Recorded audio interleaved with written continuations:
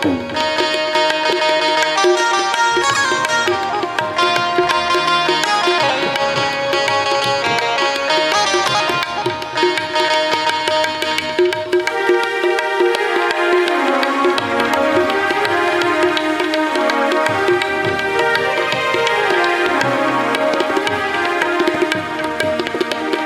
कृष्ण गोविंद हरे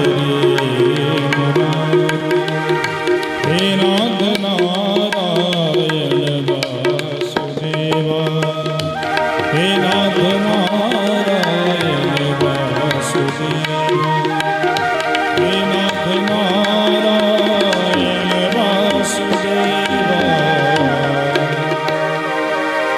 बोले श्रीमद् भागवत महापुराण की जय जय श्री राधे।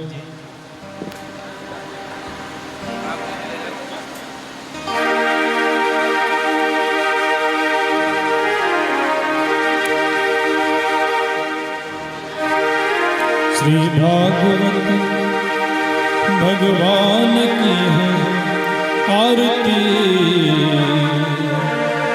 पापियों को पाप से है तारती।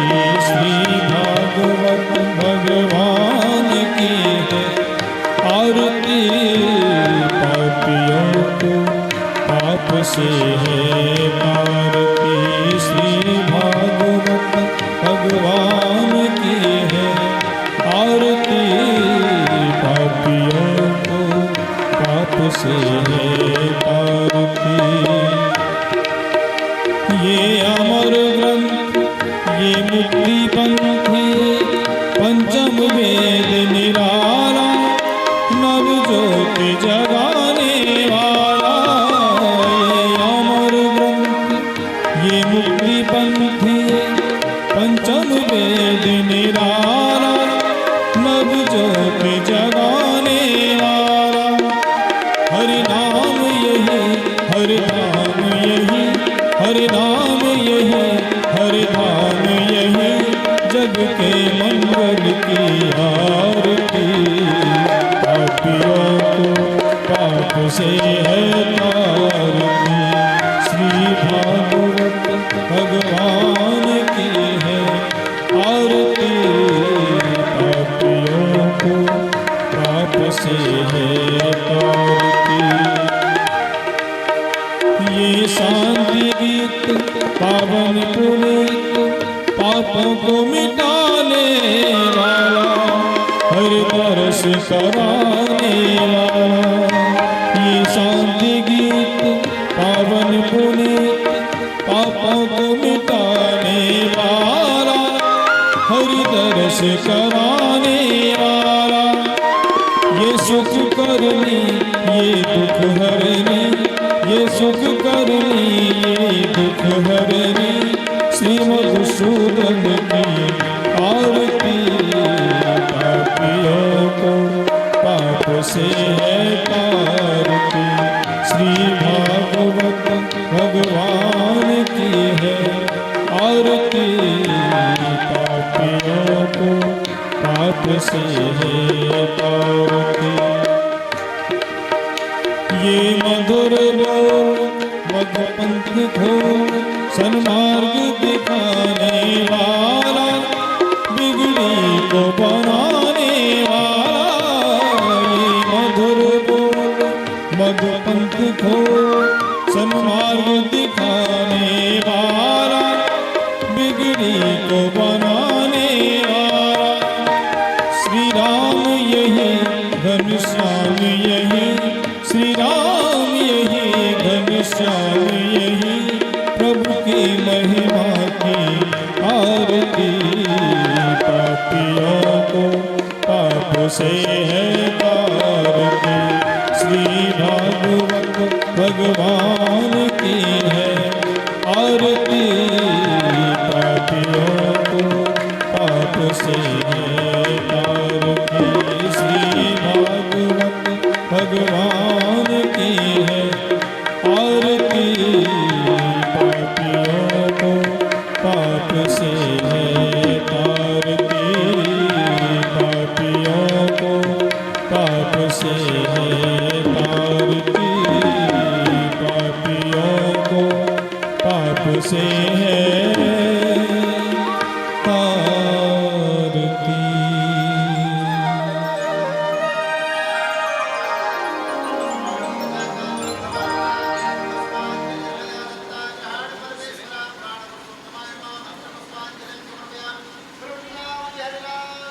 जय हो।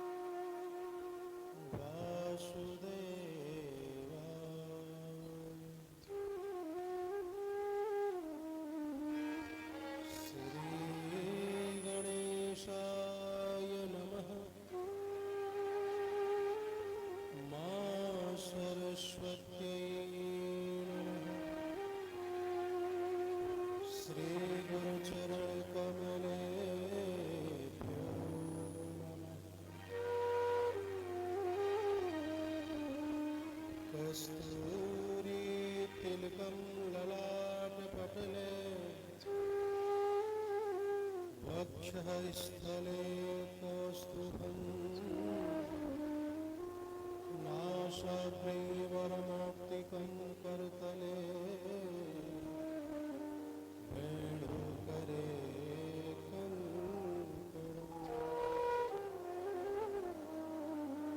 सर्वाङ्गे हरिचन्दनं सुललितं कण्ठे च मुक्तावली गोपस्त्री परिवेष्टितो विजयते कुर्यात् सदा मङ्गलम्। भक्त भक्ति भगवंत गुरु चतुर्नाम बपुए उनके पदवंदन किए नाशक विघ्न अनेक। काहू को बल भजन को काहू के आचार व्यास भरोसे कुमरी के सोभत पाव प्रसाद। नहीं विद्या नहीं बाहुबल नहीं खर्चन को दान मोसे दीन अनाथ की गणपति राखे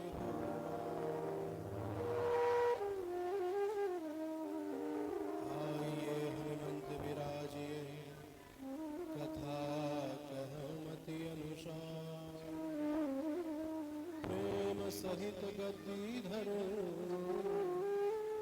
विराजे पवन कुमार। जय जय जय हनुमान गोसाई कृपा कर गुरुदेव की। ओम हरम हरिम हरिश्चंद्रम हनुमंतम हलायुधम पंचकव्यम स्मरेत नित्यम घोर संकटनाशनम। या देवी सर्वभूतेषु मात्र रूपेण संस्थिता नमस्तस्यै नमस्तस्यै नमस्तस्यै नमो नमः। सर्व मंगल मांगल्ये शिवे सर्वार्थ साधिके शरणत् त्र्यंबके गौरी मां नारायणी नमोस्तुते।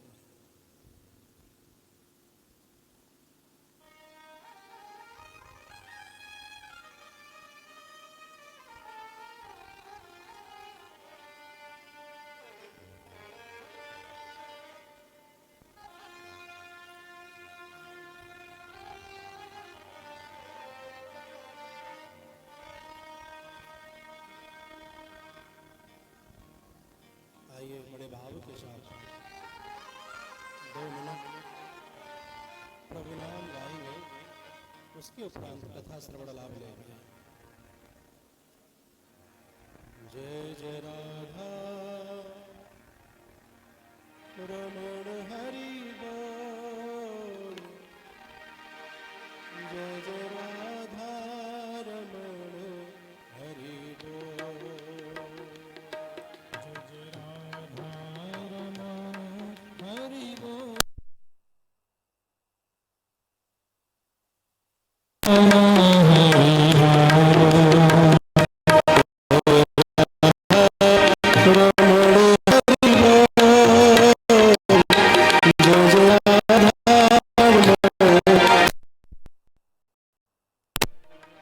जय जय राधा रमण हरि बोल, जय जय राधा रमण हरि बोल।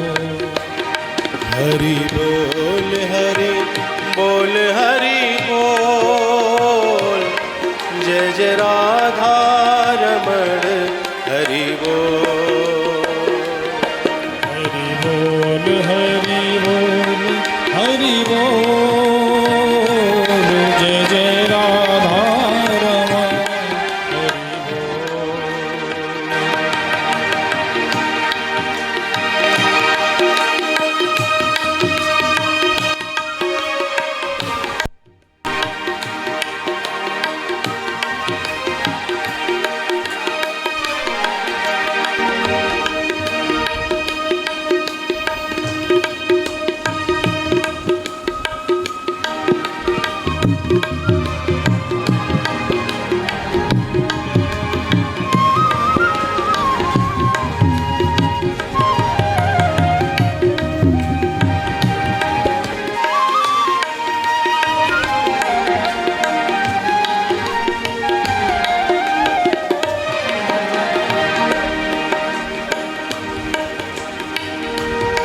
जय जय राधा रमण हरि बोल, जय जय राधा रमण हरि बोल। जय राधा रमण हरि बोल, जय जय राधा रमण हरि बोल। जय जय राधा रमण हरि बोल, जय जय राधा रमण हरि बोल। जय जय राधा रमण हरि बोल, जय जय राधा रमण हरि बोल। हरि बोल जय जय राधा रमण हरि बोल, जय जय राधा रमण हरि बोल। जय जय राधा रमण हरि बोल, जय जय राधा रमण हरि बोल। जय जय राधा रमण हरि बोल। जय जय राधा रमण हरि बोल। जय जय राधा रमण हरि बोल। जय जय राधा रमण हरि बोल। बोलिए श्री वृंदावन बिहारी लाल की जय हो। श्रीमद्भागवत महापुराण की जय हो बरसाने वारी की जय हो गंगा महारानी की जय हो जमुना मैया की जय हो गौ माता की जय हो अपने अपने मात पितान की जय हो अपने अपने गुरु महाराज की जय हो श्री खेलनवन धाम की जय हो दाऊ दादा की जय हो हनुमान जी महाराज की जय हो संत समाज की जय हो जय जय श्री राधे जय जय श्री राधे जय जय श्री राधे राधे।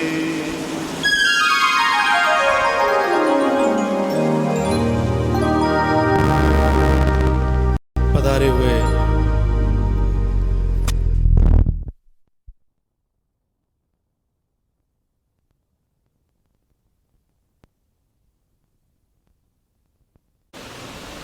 आप सभी को सर्वप्रथम आपके अपने ही ब्रजवासी बालक दासानुदास छबीले छैल बिहारी का सादर प्रणाम, कोटि कोटि नमन वंदन। परम परात्पर अखिलेश्वर जगदाधार मेरे प्रभु बाल कृष्ण लाल, जिनकी वांगमयी प्रतिमूर्ति श्रीमद्भागवत महापुराण हमारे सम्मुख विराजमान हैं, आज कथा के प्रथम दिवस में अवगाहन करने से पूर्व बड़े ही भाव के साथ, प्रेम के साथ हम इन्हें प्रणाम करें, नमन करें, वंदन करें और प्रभु से प्रार्थना करें, हे प्रभु आपकी कृपा सदैव हम सभी पर बनी रहे। सज्जनों, वृंदावन की जो धरा है, परम पावन पुनीत कल्याणकारी मंगलकारी जीवन का उद्धार करने वाली ये धरा है। इस धरा पर बैठ करके व्यक्ति को सत्कर्म करने को मिल जाए, उससे बड़ा उसका और क्या भाग्य हो सकता है। ये वही गलियां हैं जिन गलियों में भगवान श्री कृष्ण ने अपनी लीलाओं से सभी को शराबोर किया है। ये वही पावन स्थान है जिस स्थान पर आज भी भगवान श्री कृष्ण की वही मधुर मुरली, उसका निनाद अनवरत श्रवण करने के लिए मिलता रहता है। प्रेमियों, भागवत तो भाव का ही खेल है। भाव के बिना भागवत की कल्पना नहीं की जा सकती। आज प्रथम दिवस है और प्रथम दिवस में तो भागवत के महात्म्य पर चर्चा की जाती है। भागवत का महात्म्य, महत्व आज हम प्रथम दिवस में श्रवण करेंगे। कथा श्रवण करने की विधि, कथा का वक्ता कैसा हो, कथा का श्रोता कैसा हो, किन किन नियमों से भागवत की कथा का श्रवण पान करना चाहिए,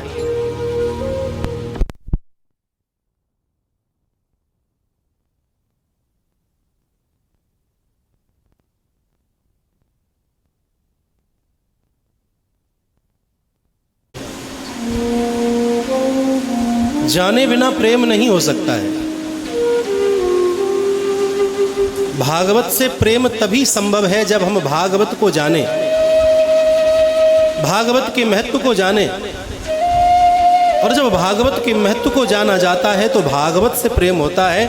और भागवत कौन है? भागवत साक्षात भगवान श्री कृष्ण का वांगमय स्वरूप है, साक्षात भगवान की ही झांकी है, ईश्वर का ही रूप है भागवत। भागवत के महत्व को समझेंगे, जानेंगे तो भागवत से प्रेम होगा।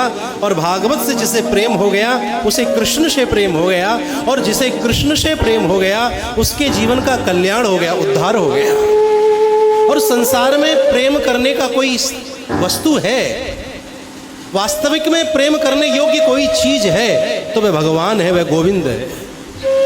बाकी सारा का सारा संसार स्वार्थ से भरा हुआ है। प्रत्येक व्यक्ति का कोई ना कोई स्वार्थ है, और आज हम उस स्वार्थ को प्रेम का नाम दे देते हैं। प्रेम प्रेम है, प्रेम तो निस्वार्थ भाव से है।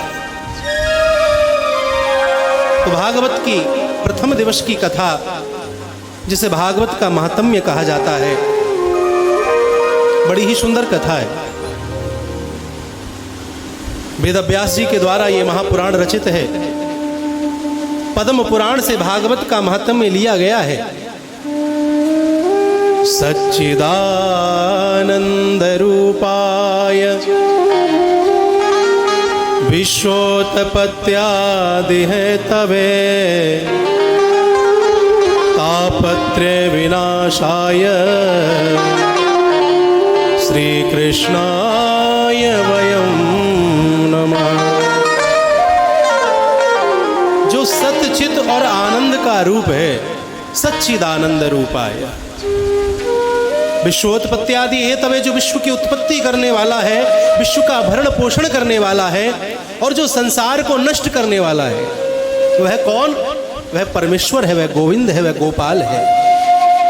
भगवान ने ही संसार को बनाया है, भगवान ही इस संसार को चला रहे हैं, और समय आने पर भगवान ही इस संसार को खत्म कर देंगे, नष्ट कर देंगे। तापत्रय विनाशाय, जिनके अंदर तीनों प्रकार के तापों को नष्ट करने की क्षमता है। तीन प्रकार के ताप, दैहिक और दैविक और भौतिक, यही तीन प्रकार के ताप हैं। इन्हीं तीन दुखों से व्यक्ति धर्म प्रेमी परेशान है। कोई तन से, कोई मन से, कोई धन से। यही तीन दुख व्यक्ति को परेशान करते रहते हैं। इन तीन प्रकार के दुखों से दूर करने की यदि क्षमता है तो वह भगवान श्री कृष्ण के अंदर है। तापत्रय विनाशाय श्री कृष्णाय वयं नमः। ऐसे प्रभु बाल कृष्ण को मैं बारंबार प्रणाम करता हूँ, नमन करता हूँ, वंदन करता हूँ। ये जो श्री कृष्णाय वयं नमः है, यानी ये जो श्री है, यही श्री राधा रानी के लिए प्रयोग में किया गया है। यानी कि राधा रानी ही साक्षात श्री है, और श्री ही राधा रानी है। यानी श्री कृष्णाय का मतलब है कि राधा कृष्ण भगवान को मैं वंदन करता हूँ, प्रणाम करता हूँ। और वंदन करने से भगवान बंधन में आ जाते हैं। वंदन करने से व्यक्ति का अहंकार चूर चूर हो जाता है, और जहाँ अहंकार निकल जाता है, उसी हृदय में तो भगवान का वास होता है। वंदन और चंदन भगवान को अत्यंत प्रिय है। मस्तक पर चंदन लगा हुआ हो और फिर भगवान को भक्त वंदन करे तो भगवान बहुत जल्द ही प्रसन्न होते हैं, कृपा करते हैं। तो चंदन और वंदन हमारे जीवन में होना चाहिए। भजन करना चाहिए व्यक्ति को, लेकिन भजन ना कर पाए तो कम से कम वंदन जरूर करे, वंदन करना ना छोड़े। मंदिर, देवालय, रास्ता में, मार्ग में पड़े तो संत कहते हैं कि वहां हाथ जोड़कर के मन ही मन ठाकुर जी को प्रणाम कर लेना चाहिए। वंदन करने से परमात्मा बंधन में आ जाते। आज वंदन करने की श्रृंखला में हम आगे बढ़े तो धर्म प्रेमी सर्वभूत हृदय श्री सुखदेव जी महाराज, परम वैष्णव, परम विरक्त, उनके श्री चरणों में भी हम बारंबार प्रणाम करते हैं, नमन करते हैं, वंदन करते हैं। देखिए, एक बार की बात है, वेदव्यास जी ने तपस्या की, शंकर भगवान की आराधना की। जब शंकर भगवान की आराधना की तो शंकर भगवान प्रसन्न हुए। वेदव्यास जी से बोले, मांगो, आपको क्या वरदान चाहिए? वेदव्यास जी कहते हैं, आप मुझे वरदान में यह वरदान दें, मैं चाहता हूं कि जो आनंद आपको समाधि में बैठने से मिलता है, वही आनंद आप प्रत्येक भक्त को भी प्राप्त कराएं। शंकर भगवान कहने लगे, वेदव्यास जी, ये कैसे संभव है? अरे, जो आनंद मुझे समाधि में मिलता है, वही आनंद मैं प्रत्येक भक्त को कैसे दे सकता हूं? लेकिन जब वेदव्यास जी ने कहा कि भगवान, मुझे तो वरदान में आपसे यही चाहिए कि प्रत्येक भक्त को समाधि में जो आपको आनंद मिलता है, वही आनंद प्राप्त हो। तो शंकर भगवान ने विचार किया कि संसार के लोगों को वह आनंद कैसे दिया जा सकता है, ऐसा मार्ग क्या है, ऐसा रास्ता क्या है।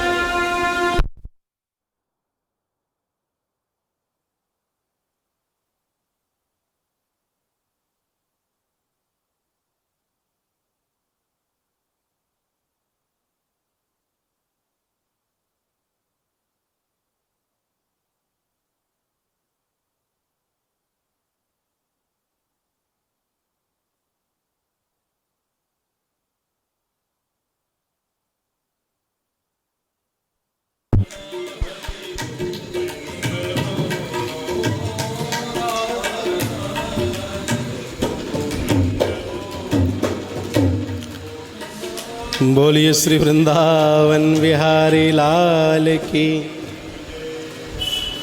कहने का अभिप्राय है प्रेमियों, शंकर भगवान विचार करने लगे वही आनंद में संसार के लोगों को कैसे दे सकता हूं। काफी विचार करने के बाद शंकर भगवान ने विचार किया कि जो आनंद मुझे समाधि में मिलता है वह आनंद एक भक्त को कैसे मिल सकता है। तो विचार किया कि वही कथा यदि लोगों को श्रवण कराई जाए तो प्रभु की कथा को श्रवण करने से वही आनंद प्राप्त होता है जो शंकर भगवान को समाधि में बैठने से प्राप्त होता है।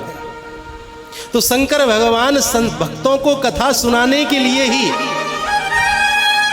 मृत्यु लोक में धर्म प्रेमी सुखदेव जी महाराज बनकर के गए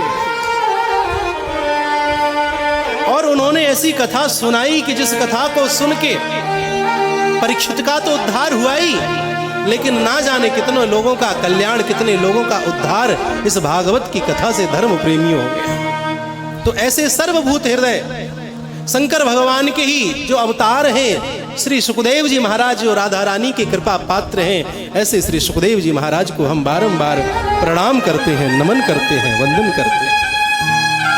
देखो, भाव का जो सृजन कर दे वह भागवत है।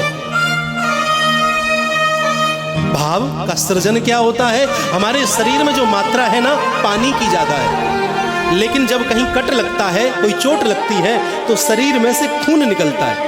लेकिन हमारे जो हृदय में मात्रा ब्लड की है, खून की ज्यादा है, लेकिन जब हमारा दिल दुखता है तो आंखों में से खून नहीं, आंखों में से पानी निकलता है। भगवान का स्मरण होते ही, गोविंद की याद आते ही आंखों से अश्रुधारा प्रवाहित होना, धर्म प्रेमियों ये भाव का सृजन है। ये भाव का सृजन है। मम गुण गावत पुलक शरीरा, गद गद गिरा नयन बहनीरा। भागवत भाव का जो सृजन करे वह भागवत है। गा यानी गर्व का जो खंडन करे, गर्व का जो खंडन करे वह भागवत है। वर्ण भेद वस्तु भेद इस सब को जो समाप्त करे वह भागवत है। और जो ता यानी तप कराए, तप करने की आवश्यकता नहीं है। भागवत तो ऐसी चीज है धर्म प्रेमी, ये स्वयं तप कराती है। भागवत में तो बस आप जाकर के बैठ जाओ, आपकी तपस्या अपने आप प्रारंभ हो जाती है। भाव का जो सृजन करे, गर्व का जो खंडन करे, वर्ण भेद वस्तु भेद को जो समाप्त करे और जो तप कराए, धर्म प्रेमी वही भागवत है। वही भागवत श्रवण करने के लिए आप और हम यहाँ विराजमान हुए हैं। सज्जनों, बड़ा सुंदर स्थान रमणीक स्थल है नैमिषारण्य, जहाँ 88,000 सौनकादि ऋषि विराजमान हैं। सूत जी महाराज व्यास मंच पर शोभायमान हैं। समय ना गवाते हुए सौनकादि ऋषियों ने सूत जी महाराज से निवेदन किया कि आप हमें सार श्रवण कराएं। किसका सार? वेदों का सार, पुराणों का सार, शास्त्रों का सार। भगवान श्री कृष्ण सार भोगी हैं। वेद और शास्त्रों का जो सार है वह भागवत की कथा है। लाला को बड़ी प्रिय है। दूध और दही का जो सार है वह मक्खन है, गोविंद को बहुत प्रिय है। सूत जी महाराज कहते हैं, सौनकादि ऋषियों, मैं तुम्हें सार श्रवण कराऊंगा और वह सार भागवत की कथा है। लेकिन स्मरण रहे काल ब्याल मुख ग्रास निर्णाश है तव। जीवन का कोई भरोसा नहीं है। स्मरण रहे सूत जी महाराज ने शौनकादि ऋषियों को स्मरण कराया, क्या? काल ब्याल मुख ग्रास। जीव है क्या? काल के मुंह में बैठा हुआ है, अजगर रूपी सर्प। इस काल के मुंह में व्यक्ति बैठा है। जीवित कब तक है? जब तक ये अजगर अपने मुंह को बंद नहीं कर लेता। जहां इसने मुंह बंद किया बस वहां खेल खत्म, समाप्त। पानी का बबूला है इंसान। मेरे भाई बहन, मृत्यु निश्चित है। जो आया है उसे जाना तो है, लेकिन मृत्यु अनिश्चित भी है। कहां, कब और कैसे जाना पड़ जाए इसके बारे में कोई जानता नहीं है। इसीलिए मृत्यु निश्चित भी है और मृत्यु अनिश्चित भी है।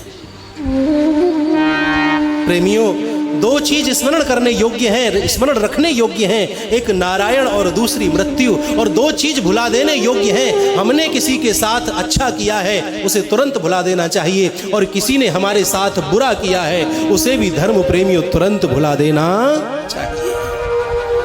हमने किसी के साथ अच्छा किया उसे भुला दो, हमारे साथ किसी ने बुरा किया उसे भी भुला दो।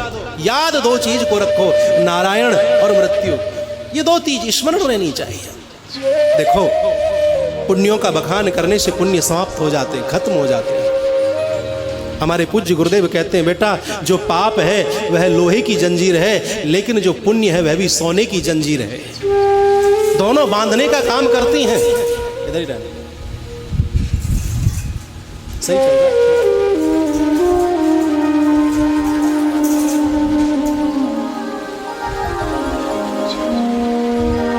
बांधने का काम दोनों करते हैं। जंजीर भी बांध, सोने की हो चाहे लोहे की हो, बांधती दोनों हैं। मेरे भाई बहन,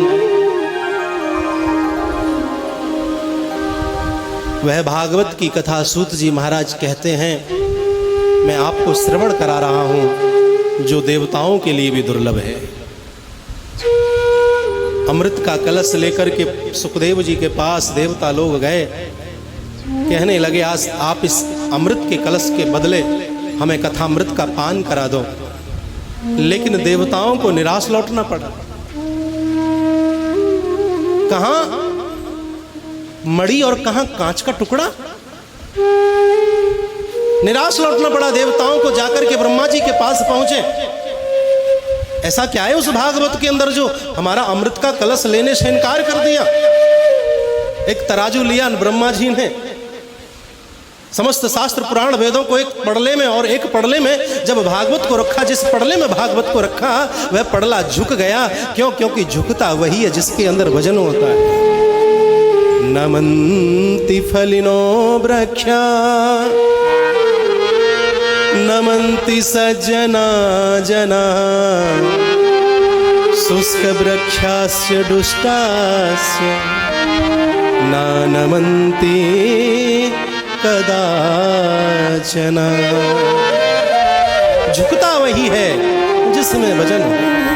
फलदार वृक्ष झुका हुआ मिलेगा, विनम्र जो सज्जन व्यक्ति होगा वह विनम्र मिलेगा। सूखा पेड़ टूट जाएगा, झुक नहीं सकता।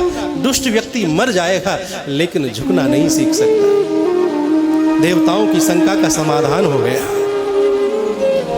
सज्जनों, भागवत श्रवण करने की जो विधि है ना, ये नारद जी ने सनत कुमारों से श्रवण की है। बड़ी सुंदर कथा है। एक बार की बात है, देवऋषि नारद भगवान नाम गाते हुए जा रहे हैं। आइए बड़े भाव के साथ पहले प्रथम दिवस की कथा में देवऋषि नारद जी का आगमन है, और पहला दिन ही इस ठाकुर जी की सुंदर कुटिया में आपका और हमारा भी है। आ तो हम कल ही गए थे, लेकिन रसोई पूजन आज हुआ, वास्तु पूजन वगैरह आज हुआ, और ठाकुर जी की कथा श्रवण करा करके विचार मन में आया कि कथा पहले हो। गुरु जी का आदेश हुआ, बेटा कथा से प्रारंभ करो, ठाकुर जी की कथा श्रवण करके गृह प्रवेश करो। तो आज पहला दिन बहुत भाग दौड़ रहती है। अब तक तो बनी बनाई खाई हमने महाराज, लेकिन आज खुद बना करके खाने के लिए बैठे हैं। तो अब मालूम हमें भी पड़ा कि यजमान को कितनी चिंता रहती होगी, कितनी टेंशन रहती होगी। हम तो जाकर के बस खाने बैठ जाते हैं, ऑर्डर पे ऑर्डर देते, ये भी लेके आओ, वो भी लेकर के आओ, ये भी लेके आओ, वो भी लेकर के आओ। लेकिन ठाकुर जी की बड़ी कृपा हुई, आज हमारी जो कथा के यजमान हैं आरपी यादव जी बरेली से, माता जी आराधना यादव, आप यजमान बने आज। दूसरी बात, कथा की जो बागडोर है ना, इस जो भी कुछ आप देख रहे हो, मैं प्रारंभ में ही आपको बता दूं, ये सारा कुछ हमारे जो शिष्य हैं महेंद्र ठाकुर, उनके नाम के पीछे ही ठाकुर है। तो ठाकुर जी के काम को तो ठाकुर ही करेंगे, और कौन करेगा। ये सारी व्यवस्था जो भी कुछ आप देख रहे हो, मुझे तो चिंता 2-3 दिन की लगी बस, बाकी की जो 2 साल की 1.5 साल की जो भी चिंता है आप श्री की रही। आपने बड़े सुंदर ढंग से ठाकुर जी को यहाँ विराजमान किया है, भागवत महारानी को विराजमान किया है। एक बार जोरदार तालियों से आप सभी का बहुत बहुत हृदय से धन्यवाद, और बहुत बहुत व्यास मंच से आपका गुरु होने के नाते आपको बहुत बहुत आशीर्वाद। आपका ठाकुर जी कल्याण करें।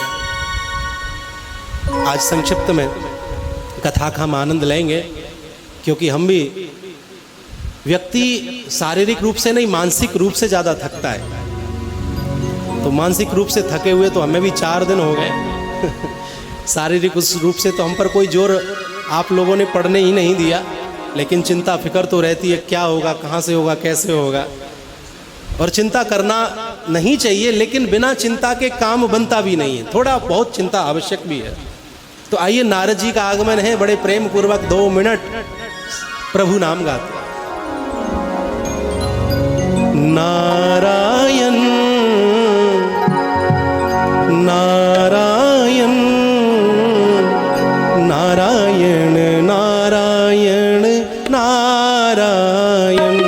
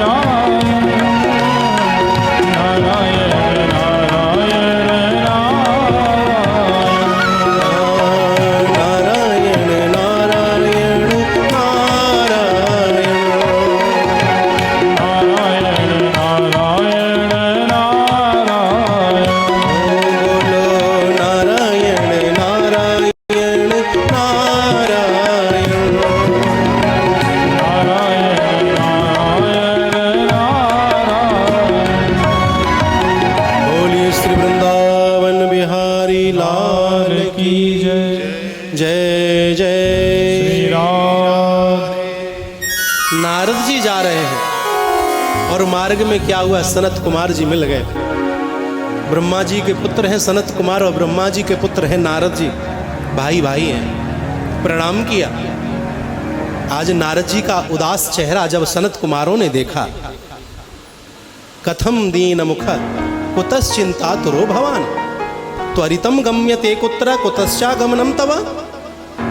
नारद जी, आज ये चेहरा उतरा हुआ कैसे है?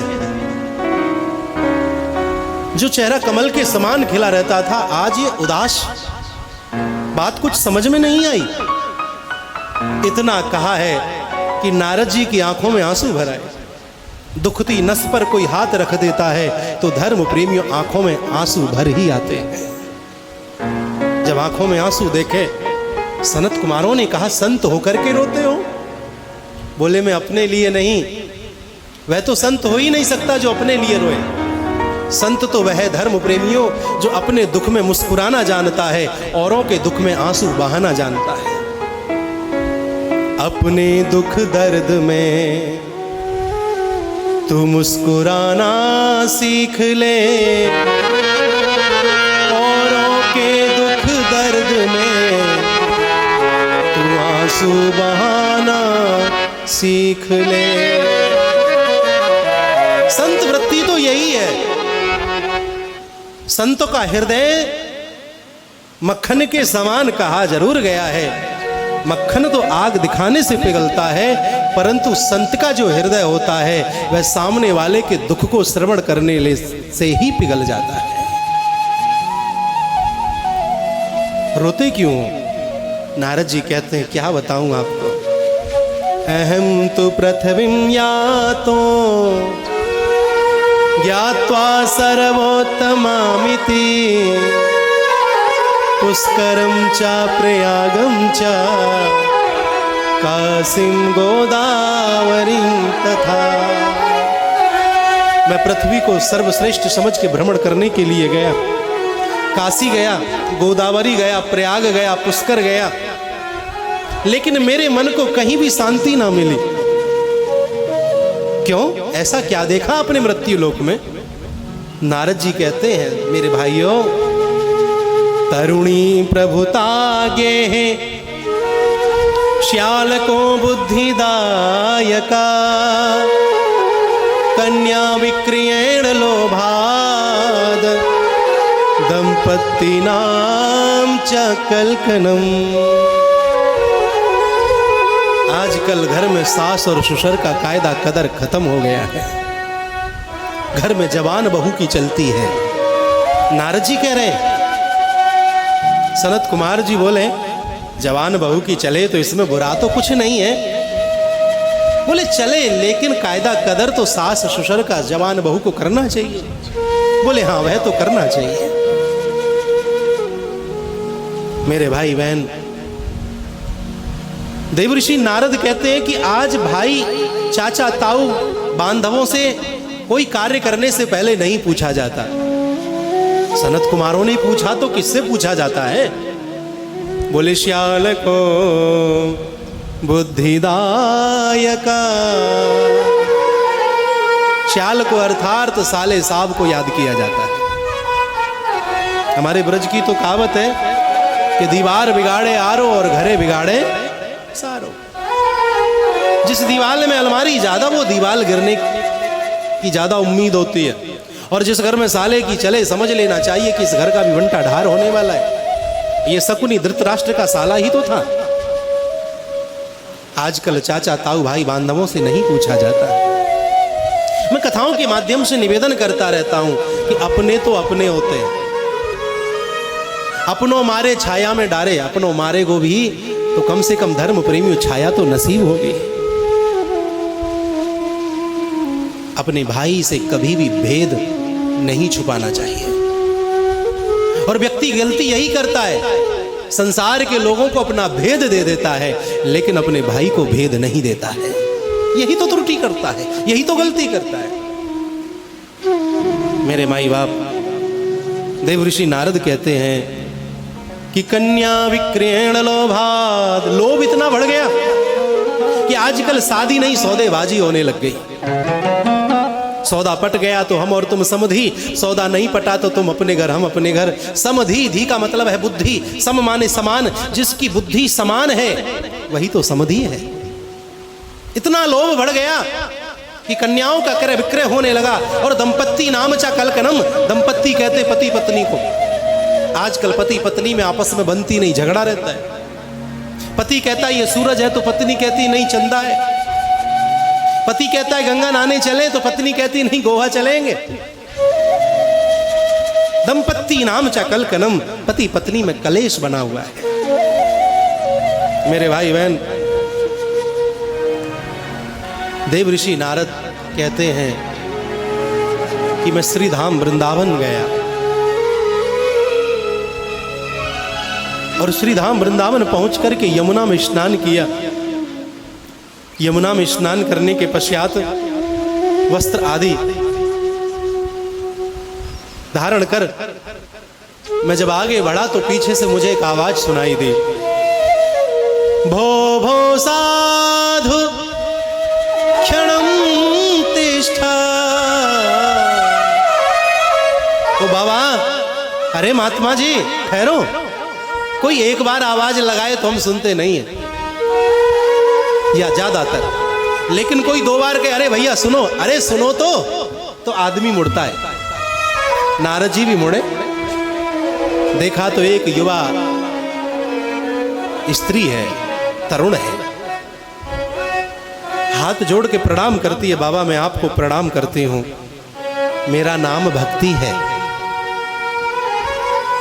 जो दो वृद्ध पुरुष आप देख रहे हो ना मेरे पास लेटे हुए, ये दोनों मेरे पुत्र ज्ञान और वैराग्य हैं। मां जवान है, बेटे बूढ़े हैं और बूढ़े के साथ साथ मूर्छित हुए पड़े हैं।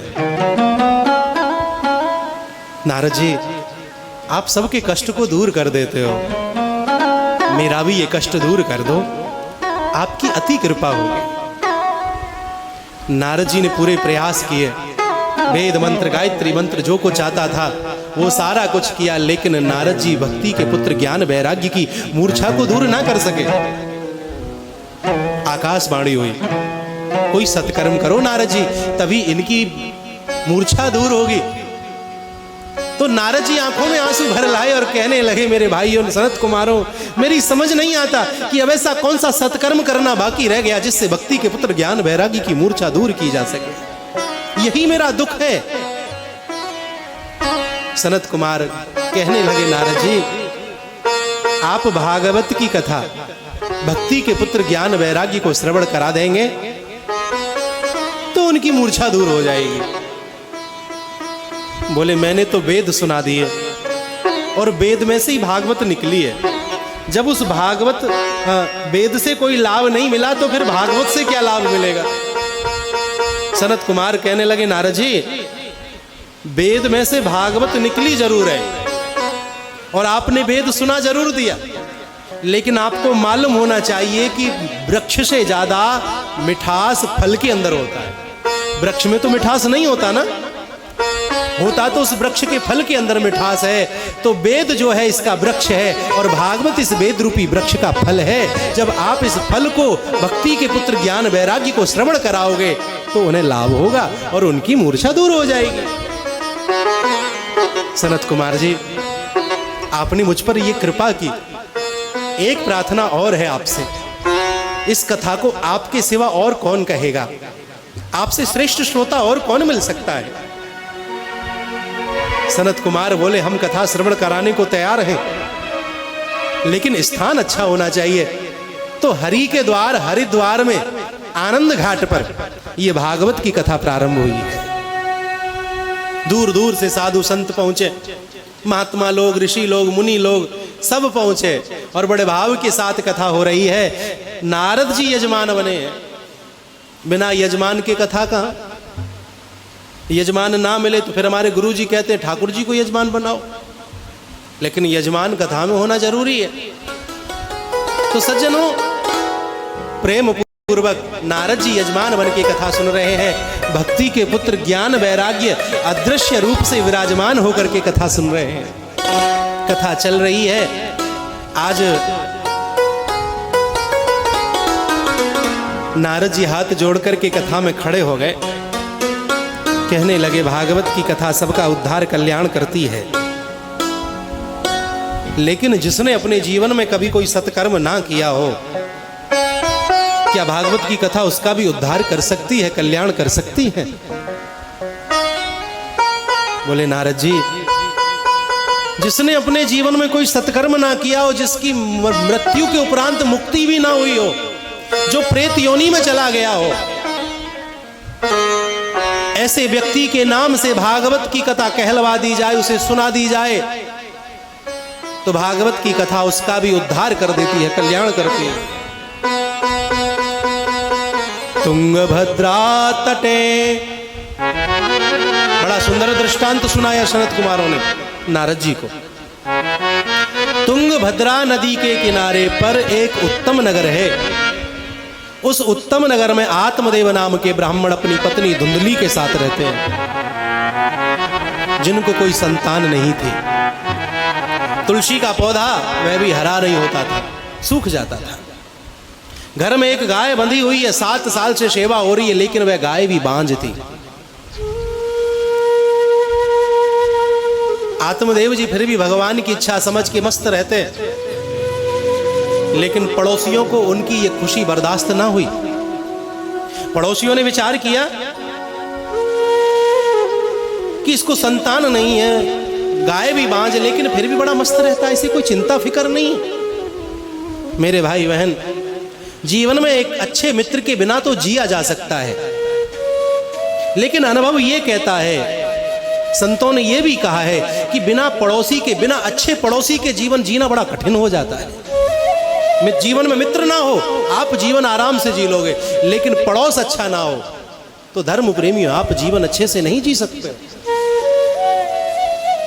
अब तो एक पड़ोसी ने जाकर के आत्मदेव जी को तरह तरह की बातें कही। बोले, आप दुनिया को आशीर्वाद देते हो, लेकिन खुद को पुत्र नहीं है। आप दुनिया की कुंडली देखते हो, लेकिन खुद को संतान नहीं है। अरे आपका अपना भी पंचांग देखो, अपना भी भविष्य देखो, कारण क्या है? हमें तो ऐसा लगता है आत्मदेव जी, आपका दिया हुआ अन्न जल आपके देवता पितृ देवता स्वीकार नहीं करते, तभी आपका वंश आगे नहीं बढ़ता।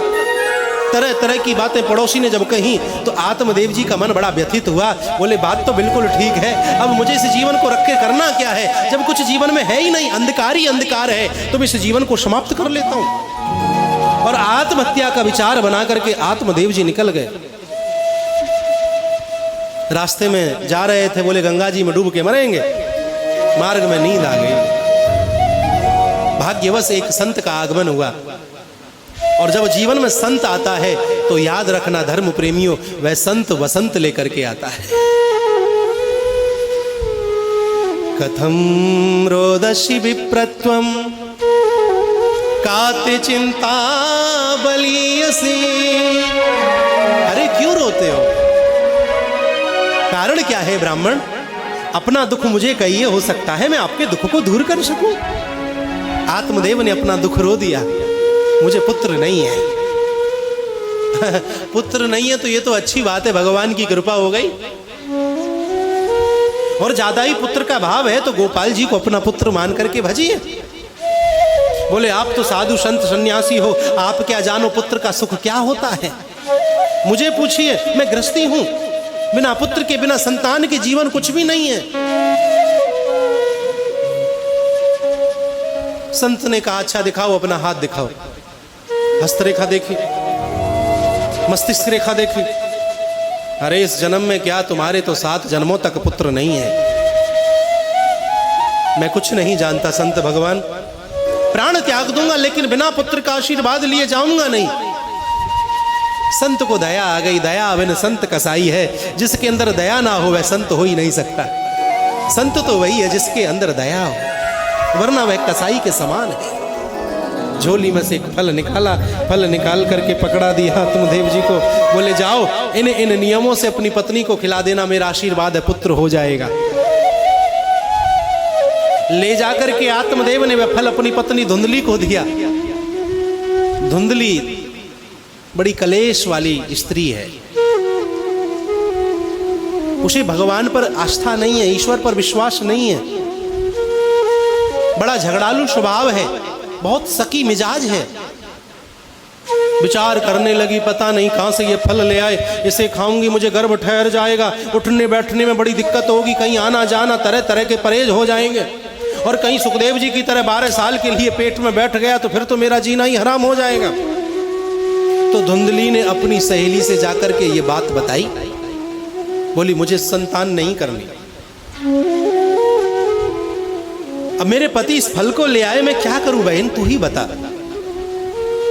बोले एक काम कर, मुझे पहले से कई संतान हैं, लेकिन कोई धन का, बहुत धन का अभाव है, मुझे तो कुछ धन दे देना, उसके बदले में मैं तुझे अपनी संतान दे दूंगी। अभी मुझे कुछ ही दिन चढ़े हैं। भगवान की बड़ी विचित्र माया है, कहीं दांत होते हैं तो कहीं चने नहीं होते, कहीं चना होता है तो कहीं दांत नहीं होते। बोले बहन इस फल का क्या करूं? बोले इस फल से जब तुझे पुत्र हो सकता है तो तेरी गाय भी तो बांझ है, उस गाय को इस फल को खिला देना।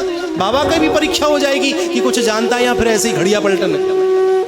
जाकर के धुंधली ने वह फल गाय को डाल दिया। समय गुजरने लगा।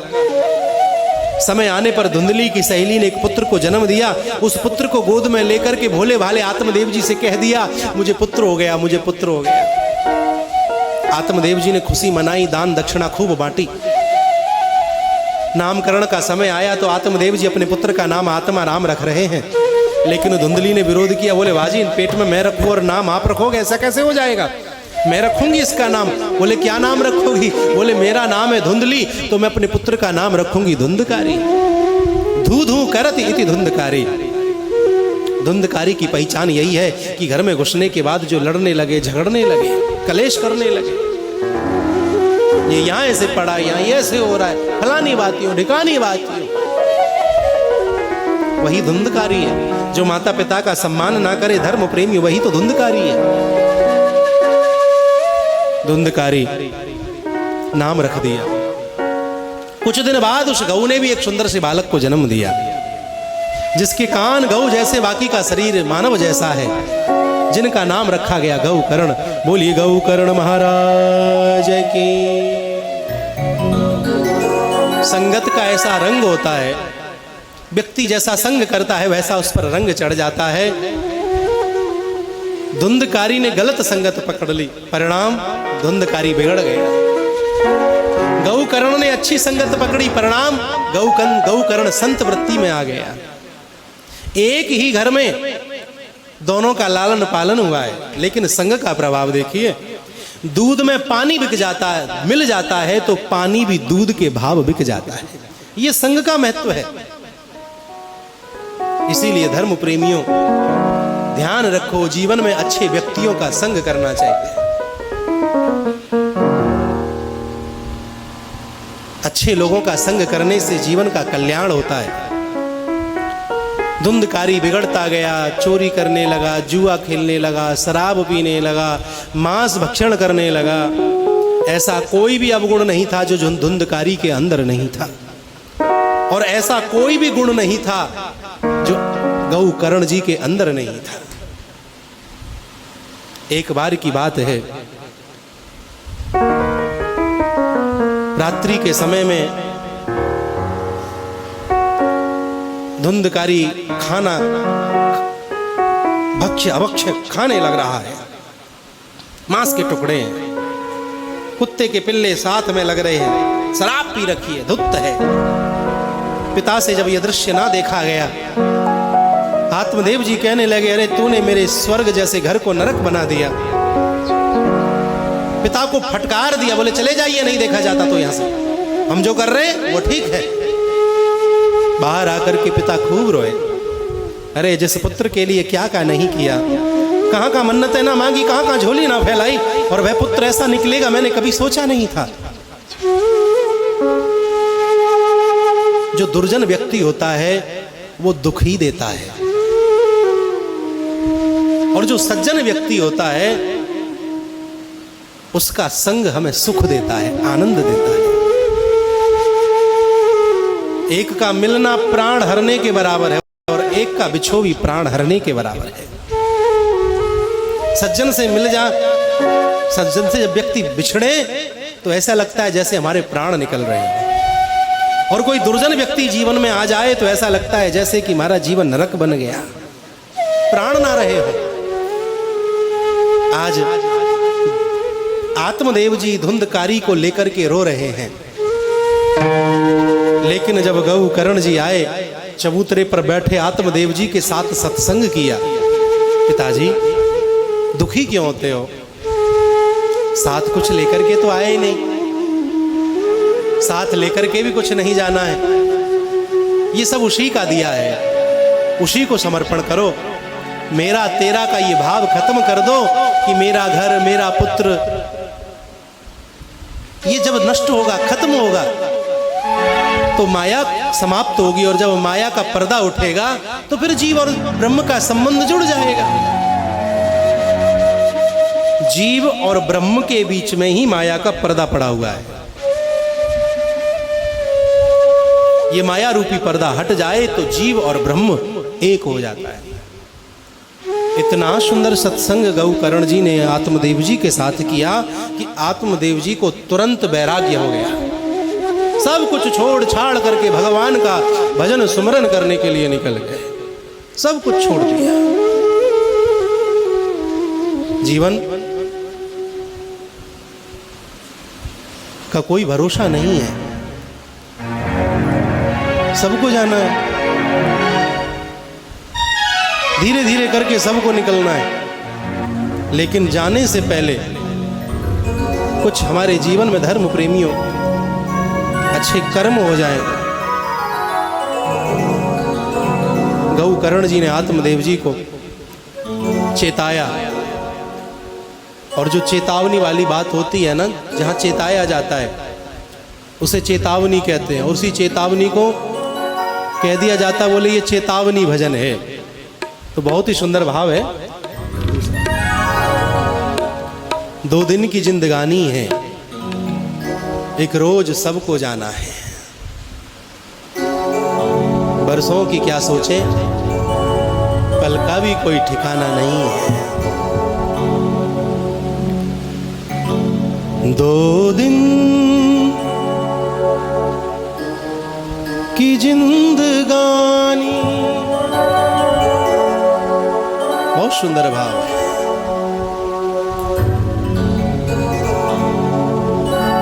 बरसों की क्या तू सोचे, पल का नहीं ठिकाना। 2 दिन की जिंदगानी, एक रोज सबको जाना। बरसों की क्या तू सोचे, पल का नहीं ठिकाना।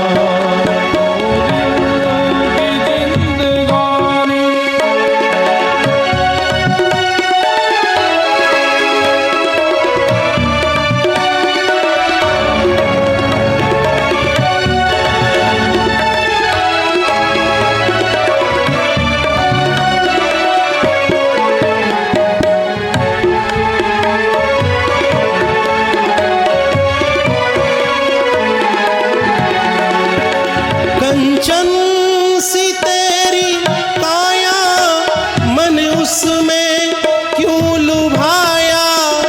महाकाल के भंवर से कोई भी बच न पाया। मन राम में लगा ले, मन राम में लगा ले, यदि चाहे पाना। बरसों की क्यों तू सोचे, पल का नहीं ठिकाना। 2 दिन की जिंदगानी, एक रोज सबको जाना। बरसों की क्यों तू सोचे, पल का नहीं ठिकाना।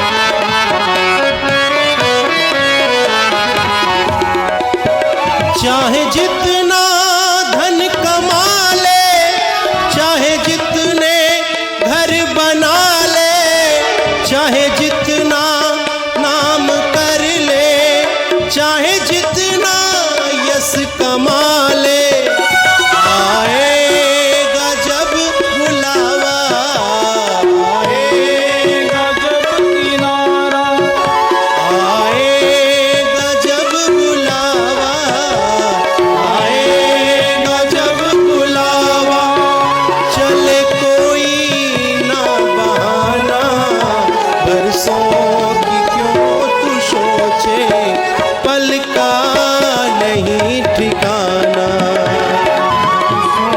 कि तू जो सोचे पल का नहीं ठिकाना।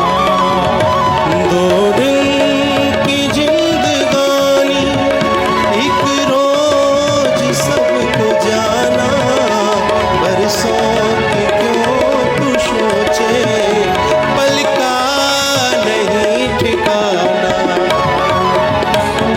कि तू जो सोचे पल का नहीं ठिकाना। जब पल का ठिकाना नहीं तो फिर करना क्या?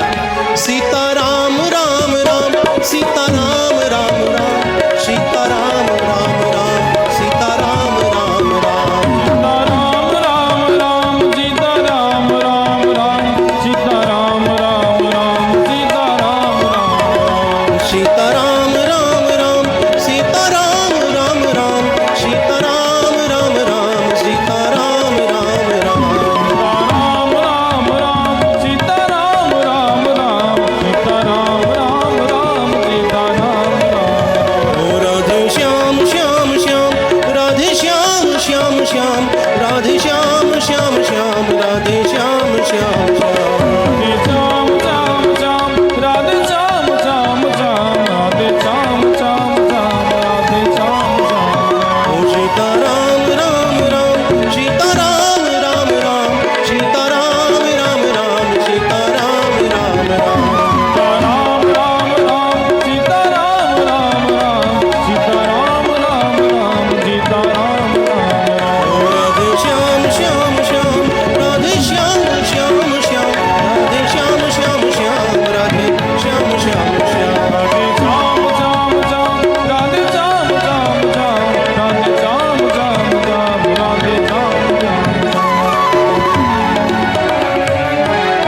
बोलिए श्री वृंदावन बिहारी लाल। लाल की जय। पिता चले गए, छोड़ छाड़ सब कुछ। इधर आज धुंधकारी ने अपनी माता के साथ में भी बदतमीजी की। कैसे? माँ से बोला मुझे धन दे, माँ बोली सब कुछ तू ले गया। बोले जो सोना चांदी, बोले वह भी तो जुए में हार गया। बोले मुझे कुछ नहीं पता, मुझे तो कुछ ना कुछ चाहिए। ये जो गले में पहना ये उतार के दे। बोले बेटा ये मेरे सुहाग की निशानी है, इसे कैसे दे सकती हूं मैं? देगी कैसे? नहीं देना पड़ेगा। मां को धक्का दे करके और छीन करके चला गया जुआ खेलने।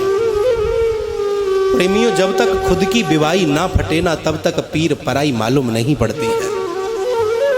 आज जब धुंधली के साथ धुंधकारी ने ऐसा बर्ताव किया तो आज धुंधली को मालूम हुआ कि दिन रोज मेरे पति के साथ में धुंधकारी ऐसा ही बर्ताव करता था। वो कितने अच्छे थे, सब कुछ सहन कर लेते थे इसकी बातें, और मैंने अपने पति से कितना झूठ बोला इसके लिए, और आज ये मेरा अपमान करके, मुझे अपमानित करके, तिरस्कार करके निकल गया। बहुत कुछ सोचती रही, विचारती रही, विचार ओवरटेक पे ओवरटेक करने लगे। धुंधली ने विचार किया अब तुझे जीवित रह के क्या करना।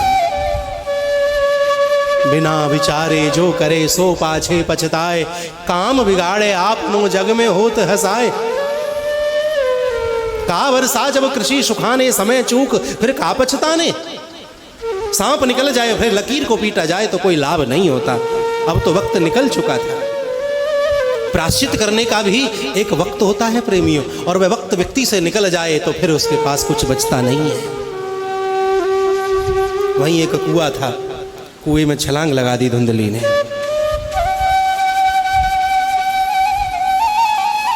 धुंधकारी खुश हुआ, अकेला रहने लगा। 5 वेश्याओं को ले आया। रूप, रस, स्पर्श, श्रवण और गंध, यही 5 वेश्याएं हैं। वेश्याओं को चाहिए धर्माल, चोरी डकैती करने लगा। एक दिन 5 वेश्याओं ने इस धुंधकारी को गड्ढा खोद के इसे मार डाला। जलते हुए आगार इसके मुंह में भर दिए। वहीं गड्ढा खोद के जमीन में दफना कर सारा का सारा माल खजाना लेकर के वेश्याएं अपने निकल गईं। काफी समय जब व्यतीत हो गया, धुंधकारी को मरे काफी समय हो गया। आज गौकर्ण जी महाराज परिक्रमा लगा रहे थे। परिक्रमा मार्ग में आत्मदेव जी का जब है मकान आया तो गौकर्ण जी ने विचार किया कि आज की रात्रि उसी मकान में ठहरेंगे जहां हमारा जन्म हुआ है। गौकर्ण जी गए, दरवाजा खोला, ना जाने कितने दिन से दीपक बाती उस मकान में नहीं हुआ था। जिस घर में दीपक बाती ना हो उस घर में भूत बासा बताते हैं। नियम से रोजाना दीपक बाती अवश्य करना चाहिए, प्रतिदिन करना चाहिए, सुबह शाम करना चाहिए। घंटी की आवाज, शंख की ध्वनि, दीपक बाती, भगवान नाम, ठाकुर जी का पूजन, ये अवश्य होना चाहिए। गौकर्ण जी भजन करने के लिए बैठे, क्योंकि संतों की लीला है। जब सारा संसार सो जाता है तब संत लोग जाग के भजन करते हैं, और जब सारा संसार का उठने का समय होता है उस समय तो संत अपना दोबारा से सो जाते हैं। भजन करने बैठे तो कोई व्यवधान बार बार भजन में उत्पन्न हो, तरह तरह की आकृति, तरह तरह की झांकी, तरह तरह की आवाज सुनाई दे। भजन में जब विक्षेप उत्पन्न होने लगा तो अंजलि में जल लेकर के जब गौकर्ण जी ने छिड़का तो एक छाया आकृति हाथ जोड़ करके खड़ी हो गई। पूछा गौकर्ण जी ने, भाई आप कौन हो, हमें भजन करने क्यों नहीं देते? अहम भ्राता त्वदीयोऽस्मि धुंधकारीति नामतः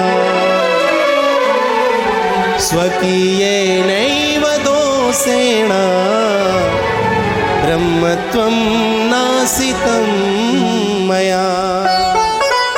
मैं अहम भ्राता भाई त्वदीयोऽस्मि तुम्हारा।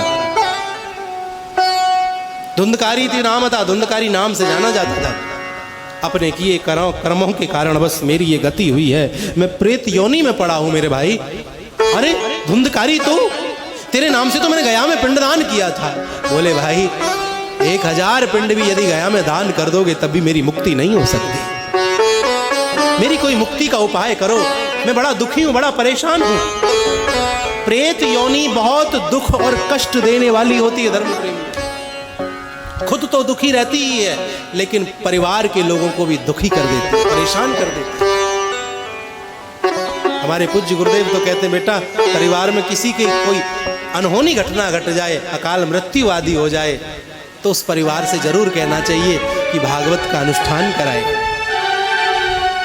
कलयुग में यह भागवत ही कल्याण का एक सुंदर उपाय है।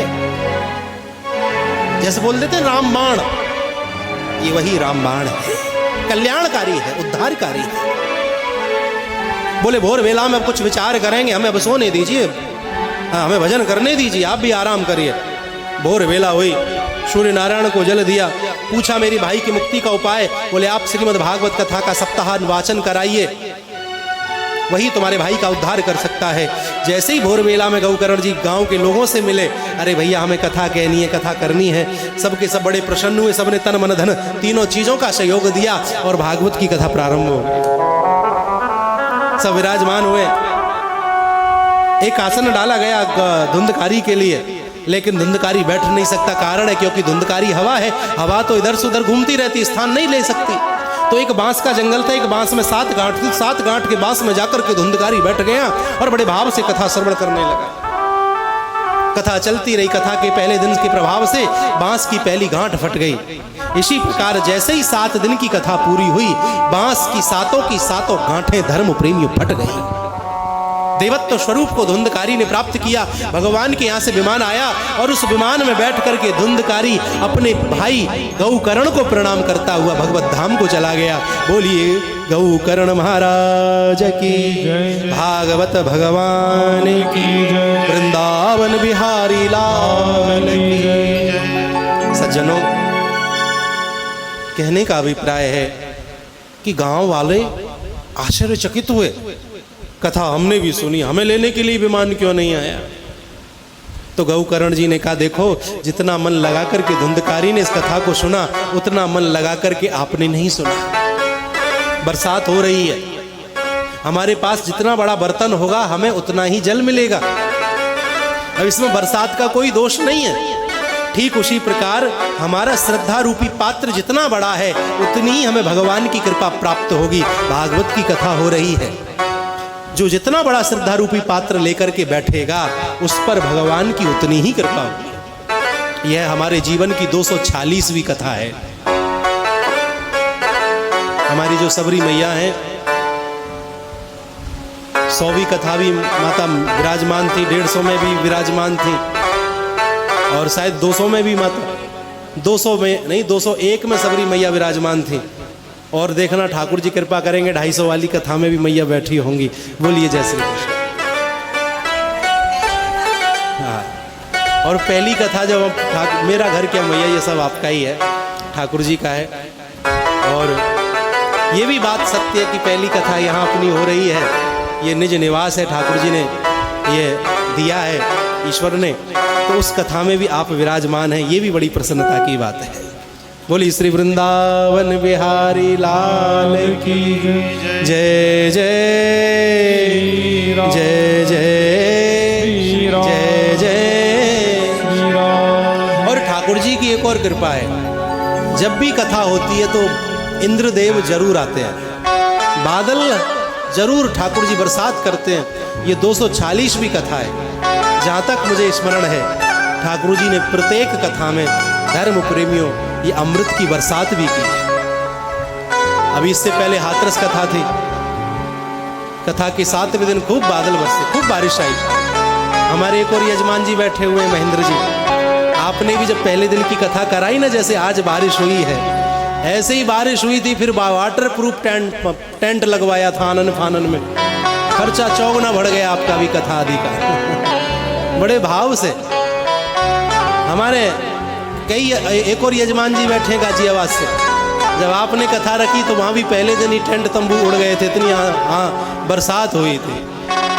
और देखो जब हम गृहस्थ आश्रम में प्रवेश किए ना, तब भी बारिश खूब चकाचक हुई। जब भी ठाकुर जी बाल गोपाल घर में आए ना, उनका नामकरण भी हुआ, तब भी ठाकुर जी खूब बरसात लेकर के आए। और आज जब इस ठाकुर जी के दिए हुए इस कुटिया में प्रवेश हुआ, तब भी इंद्र जी, भगवान ने ऐसी कृपा की, इंद्र को भेजा, बोले जाओ जाकर के बारिश करी, और चकाचक बारिश हुई, मौसम भी ठंडा हो गया। बोली श्री वृंदावन बिहारी लाल की। अब सैटरडे संडे का लॉकडाउन रहता है और नया स्थान है, सारी व्यवस्थाएं करना। हम विचार कर रहे थे, मैंने छैल बिहारी कैसे व्यवस्था होगी। ठाकुर जी बोले चिंता ना कर,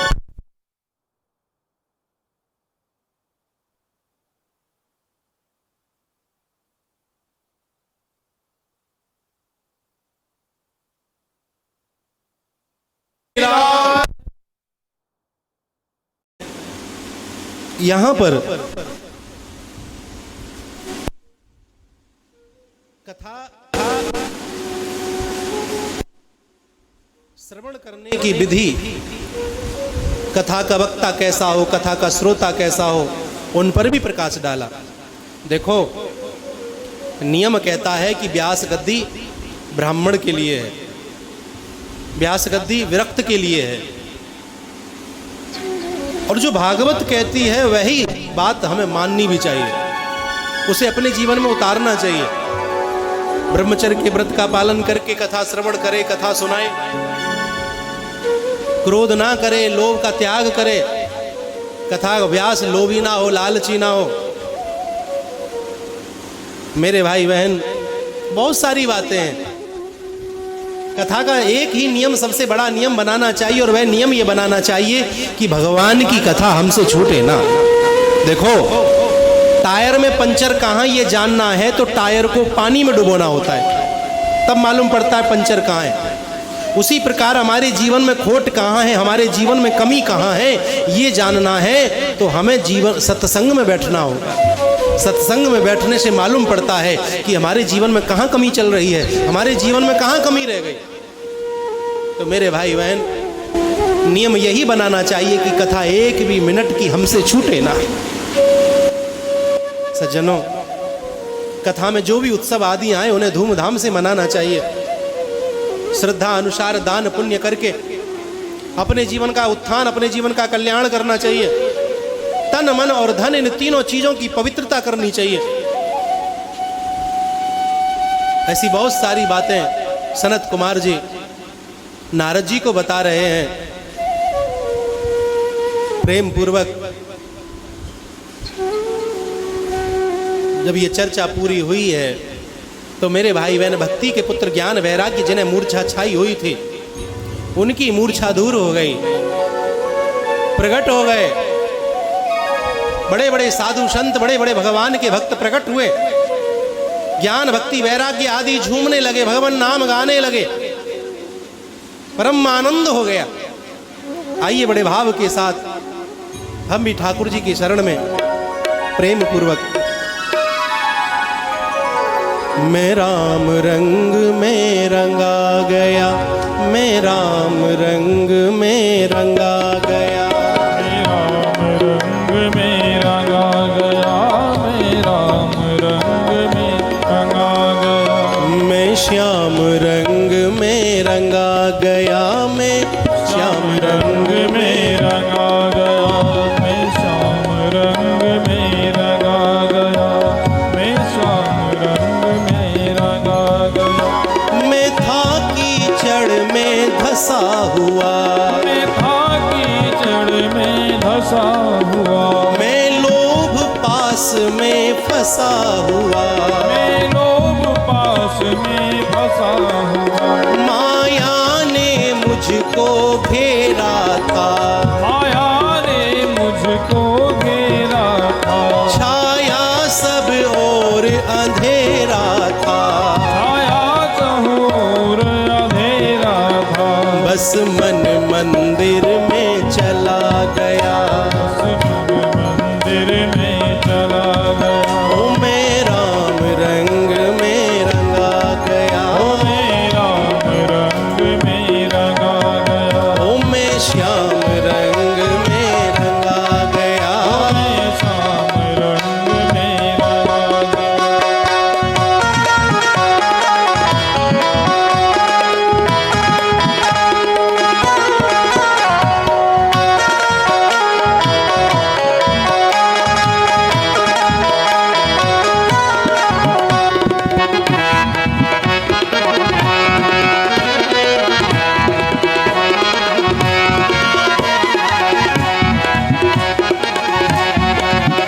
अब ये जग पीछे छूट गया, अब ये जग पीछे छूट गया, माया का बंधन टूट गया, माया का बंधन टूट गया, अब जिधर देखता तू ही तू, अब जिधर देखता तू ही तू, तू ही तन है मेरा प्राण भी तू, तू ही तन है मेरा प्राण भी तू, अब तुझसे रिश्ता जोड़ लिया, रिश्ता जोड़ लिया, ओ मैं राम रंग में रंगा गया, मैं राम रंग में रंगा गया, ओ मैं श्याम रंग में रंगा गया,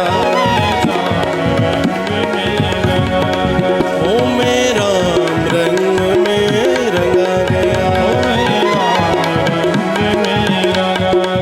ओ मैं श्याम रंग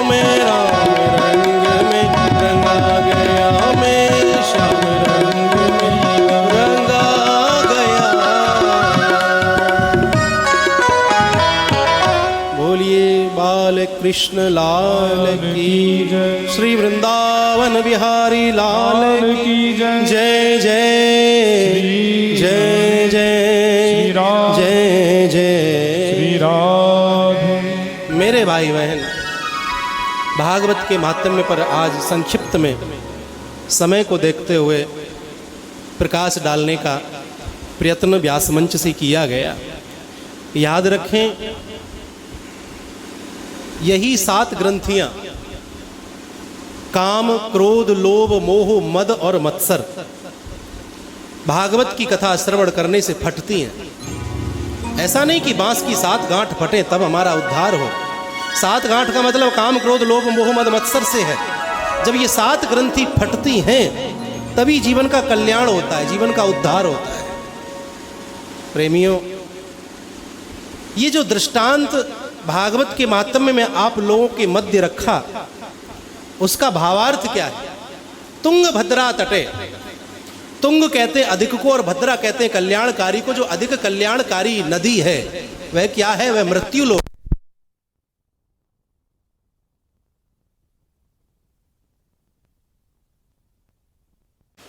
तुंग अधिक, भद्रा यानी कल्याणकारी।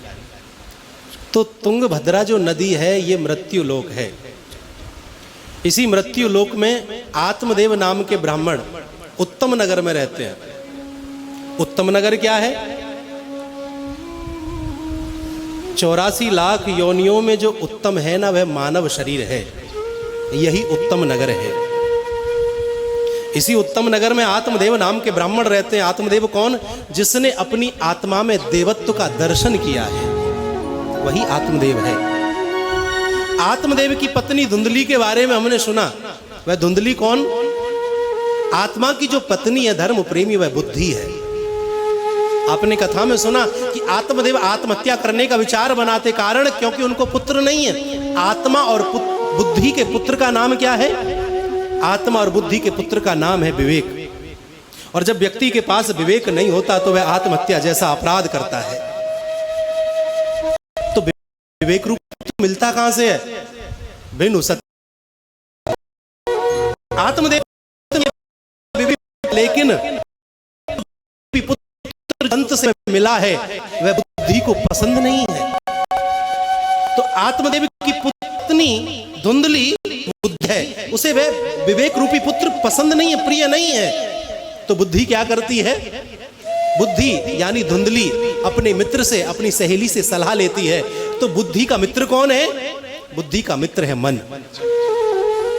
बुद्धि मन से पूछता है, और मन का काम क्या है? चंचल करने का, गिरना गिराने का काम है। मन नीचे की तरफ। मन और जल का एक ही स्वभाव है कि ये दोनों को यदि स्वतंत्र छोड़ा जाए ना तो ये नीचे जाएंगे। जल नीचे को जाएगा, जल नीचे को जाए संसार है, मन नीचे को जाए संसार है, और मन जब ऊपर को जाए तो वही सन्यास है।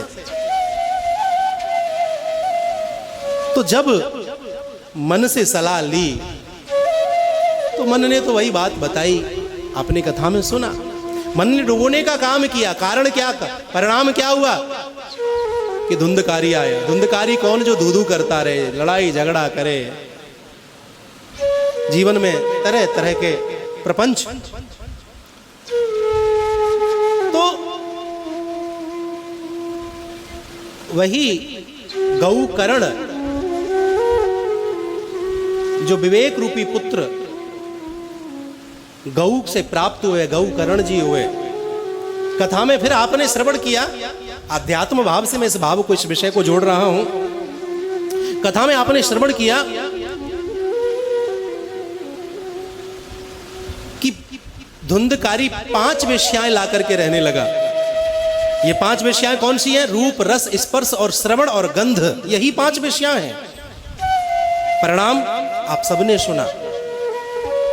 और अंततः भागवत की कथा जब श्रवण की, जो प्रेत योनि में जा चुका धुंधकारी था, उसकी 7 ग्रंथियां फटी। वह 7 ग्रंथियां कौन सी? काम, क्रोध, लोभ, मोह, मद और मत्सर। तो मेरे भाई बहन, भागवत की कथा बांस की गांठ फाड़े ऐसा नहीं है, लेकिन भागवत की कथा व्यक्ति की ग्रंथियों को तोड़ने का, फाड़ने का कार्य सतत कर रही है, करती आ रही है। बशर्त यह है कि हमारा श्रद्धा रूपी पात्र बड़ा हो। श्रद्धा और विश्वास का जब पानी ग्रहण हो तो जीवन का कल्याण है, उद्धार है, उत्थान है। आज भागवत के महात्म्य पर, भागवत के महात्म्य को केंद्र बिंदु बनाते हुए हमने संक्षिप्त में कथा का आनंद लिया। प्रथम दिवस, कई दिन से तैयारियां, गृह प्रवेश था, गृह प्रवेश के साथ साथ पूजन, वास्तु पूजन आदि बहुत सारे कार्य भी हैं, कुछ अतिथियों का आगमन भी, और बिना रसोई, क्योंकि रसोई तो तब पकती है जब पूजन हो जाए, बिना पूजन के फिर उनका व्यवस्था भी। और आज लॉकडाउन भी, सैटरडे और संडे, बड़ी भागवत लेट देर सवेर प्रारंभ हुई। और भगवान की कथा जब शुरू हो जाए तभी वह सुंदर मुहूर्त है। जब भगवान श्री राम राजा बने तभी मुहूर्त है, तो जब भागवत की कथा शुरू हो जाए तभी मुहूर्त है। तो आज समय को देखते हुए आप कथा को यहीं विश्राम दे रहे हैं। कल कथा 10 बजे से, सुबह 10 बजे प्रारंभ होगी और 1 बजे तक आप और हम मिल करके यहीं, विनोद भैया आए हुए हैं और आप जैसी महान मूर्तियां भी समय समय पर दर्शन देती रहेंगी। तो मैं तो आपका बालक हूँ, अब बचा कुचा जीवन इस वृंदावन में आप लोगों के बीच में गुजारने के लिए ये ठाकुर जी ने बनाया है। श्री आवत जात ते सिल पर पड़त निशान, तो ये 246वीं कथा ठाकुर जी के चरणों में समर्पित हो रही है। तो बस जो भी कुछ व्यवहार में कुछ मेरी त्रुटि हो, गलती हो, आपसे मेरा यही कहना है कि बस कान में बात डाल दीजिएगा, और कान पकड़ने का भी आपको अधिकार है, आपका बालक हूँ। तो आइए, बड़े भाव से आज कथा को विश्राम दे रहे हैं। बहुत बहुत धन्यवाद आज के यजमान हमारे आरपी यादव जी, आराधना यादव जी का बहुत बहुत हृदय से धन्यवाद। आइए बड़े भाव के साथ आरती करें।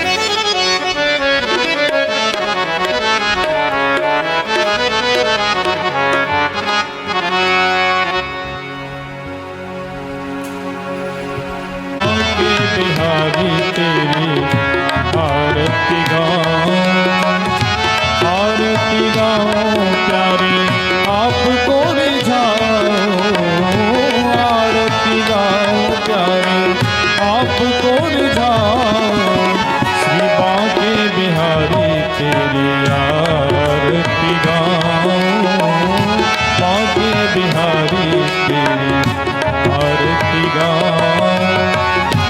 मोर मुकुट तेरे शीश पे सोहे, मोर मुकुट तेरे शीश पे सोहे।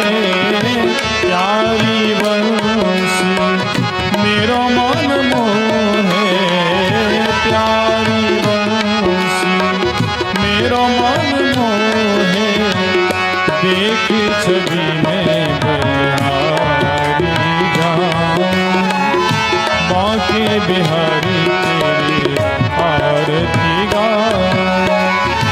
चरणों से निकली है गंगा प्यारी, चरणों से निकली है गंगा प्यारी। जिसने सारी दुनिया तारी, जिसने सारी दुनिया तारी। उन चरणों को मैं शीश झुकाऊं, बांके बिहारी तेरी आरती गाऊं। दास अनाथ के नाथ आप हो, दास अनाथ के नाथ आप हो। सुख दुख जीवन प्यारे साथ आप हो, सुख दुख जीवन प्यारे साथ आप हो। प्यारी छवि तेरी मन में बसाऊं, बांके बिहारी तेरी आरती गाऊं। श्री हरिदास के प्यारे तुम हो, श्री हरिदास के प्यारे तुम हो। मेरे मोहन जीवन धन हो, मेरे मोहन जीवन धन हो। युगल छवि पे मैं तो हार जाऊं, बांके बिहारी तेरी आरती गाऊं, आरती गाऊं प्यारे आपको रिझाऊं, आरती गाऊं प्यारे आपको रिझाऊं, श्री बांके बिहारी तेरी आरती गाऊं। हरे कृष्ण कृष्ण कृष्ण हरे हरे, हरे राम राम राम हरे हरे, हरे कृष्ण कृष्ण कृष्ण हरे हरे, हरे राम राम राम हरे हरे, हरे कृष्ण कृष्ण कृष्ण हरे हरे, हरे राम राम हरे हरे।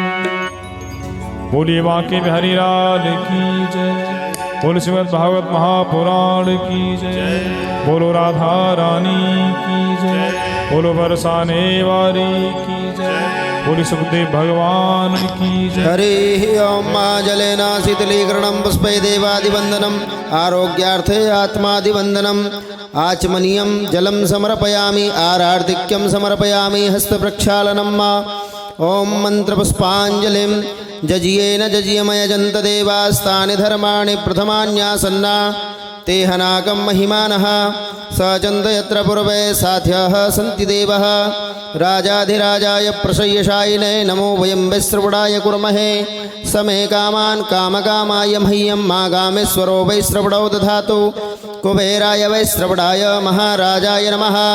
ॐ एकदन्ताय विद्महे वक्रतुण्डाय धीमहि तन्नो दन्ति प्रचोदयात्, तत्पुरुषाय विद्महे महादेवाय धीमहि तन्नो रुद्रः प्रचोदयात्, नारायणाय विद्महे वासुदेवाय धीमहि तन्नो विष्णु प्रचोदयात्, गणाम्बिकायै च विद्महे कर्मसिद्ध्यै च धीमहि तन्नो देवी प्रचोदयात्।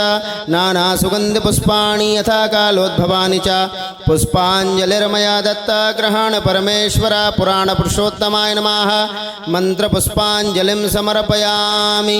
बोलो वृंदावन बिहारी लाल की जय, राजा रामचंद्र भगवान की जय, हनुमान जी महाराज की जय, सत्यदेव शंकर भगवान की जय, विश्वम्भरनाथ भगवान की जय, यज्ञ पुरुष भगवान की जय, श्री वेद पुरुष भगवान की जय, सतगुरुदेव भगवान की जय।